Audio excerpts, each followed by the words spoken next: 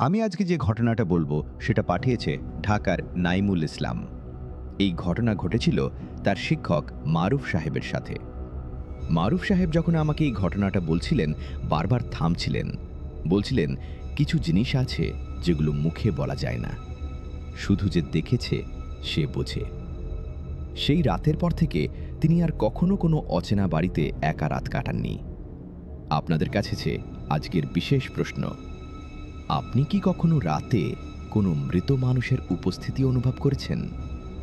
যদি করে থাকেন তাহলে নিচে কমেন্টে জানান।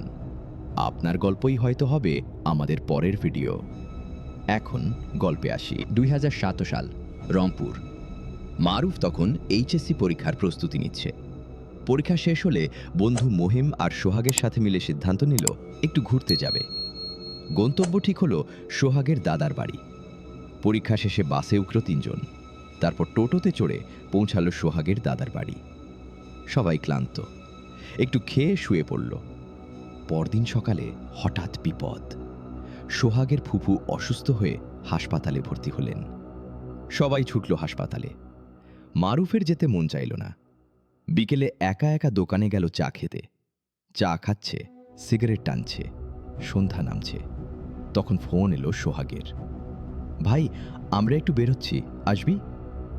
না ভাই, থাক, তোরা যা। ফোন রেখে আরেকটু বসে রইল দোকানে। তারপর উঠল, বাড়ির দিকে হাঁটা ধরল। অন্ধকার রাস্তা, একা। বাড়ির কাছে এসে থমকে দাঁড়ালো। পুরো বাড়ি অন্ধকার, একটাও বাতি জ্বলছে না। সাথে সাথে সোহাগকে ফোন দিল। ভাই, পুরো বাড়ি অন্ধকার, কেউ নেই? ও হ্যাঁ, আমরা সবাই হাসপাতালে, ফুপুর অবস্থা ভালো না, তুই একটু একা থাক, আমরা দেরি করে আসব। মারুফ ফোন রাখল। একা, অচেনা বাড়ি, রাত নামছে। ভেতরে ঢুকল, ফ্রেশ হলো, শুয়ে পড়ল ফোন নিয়ে। কখন রাত 12টা বেজে গেল টেরও পেল না। ল্যাপটপ খুলল, কাজ করতে লাগলো।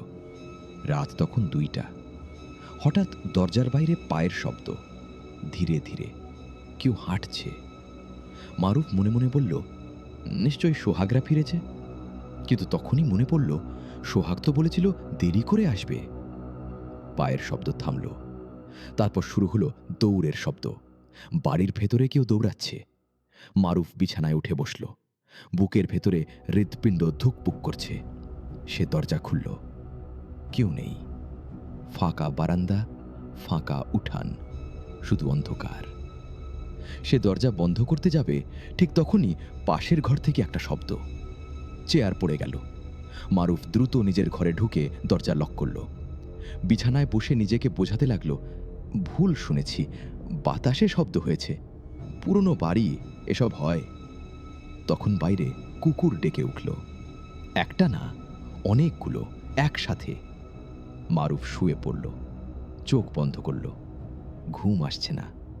কিছুক্ষণ পর একটু ঝিমুনি এলো। তখনই জানলায় শব্দ হলো, ট্যাপ ট্যাপ। কেউ জানলায় টোকা দিচ্ছে। মারুফ চোখ খুলল, জানলার দিকে তাকালো। একজন মহিলা দাঁড়িয়ে আছে, সোহাগের ফুফুর মতো দেখতে, হাসছে।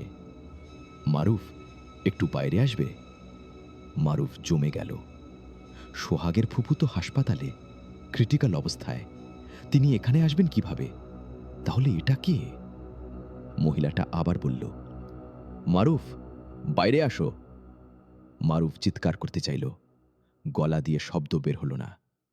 তারপর আর কিছু মনে নেই। সকালে দরজায় জোরে জোরে শব্দ। মারুফ চোখ খুলল, বিছানায় শুয়ে আছে। দরজা খুলল, সোহাগ দাঁড়িয়ে, চোখ লাল, মুখ শুকনো। ভাই, একটা খারাপ খবর আছে, ফুফু গত রাতে মারা গেছেন। মারুফ একটু থামল, তারপর সব বলল। সোহাগ এবং মহিম শুনে চুপ হয়ে গেল। নাস্তা করে 3 জন গেল সোহাগের ফুফুর বাড়িতে। হাসপাতাল থেকে লাশ এনে রাখা হয়েছে একটা ঘরে, কিন্তু ঘরের দরজা ভেতর থেকে বন্ধ। বিকেল হয়ে গেল, কেউ খুলতে পারছে না। একজন হুজুর ডাকা হলো। হুজুর এলেন, ঘরের সামনে দাঁড়ালেন, চোখ বন্ধ করলেন, কিছু পড়লেন, ফুঁ দিলেন। তারপর আস্তে দরজায় হাত দিলেন। দরজা খুলে গেল। হুজুর ভেতরে ঢুকলেন, কিছুক্ষণ পরে বেরিয়ে এলেন। বললেন, এই লাশ গোসল দেওয়ার দরকার নেই, এখনই জানাজা পড়ান, এখনই দাফন করুন। কেউ কিছু জিজ্ঞেস করল না। দ্রুত জানাজা হলো, দাফন হলো। মারুফ হুজুরের কাছে গেল, সব খুলে বলল। হুজুর শুনলেন, তারপর বললেন, এই মহিলা জীবনে অনেক খারাপ কাজ করেছিলেন। মৃত্যুর পর খারাপ জিনরা তার রূপ ধরে তোমাকে ভয় দেখাতে এসেছিল। হয়তো ঘর থেকে বের করে দিতে চেয়েছিল। লাশ বেশিক্ষণ একা ফেলে রাখলে এমন হয়। তুমি ভাগ্যবান যে বেঁচে গেছো। সেই রাতে মারুফ ওই বাড়িতে থাকেনি, হোটেলে ছিল। পরদিন সকালে নিজের বাড়ি ফিরে গেছে। সোহাগের দাদার বাড়িতে সে আর কখনো যায়নি।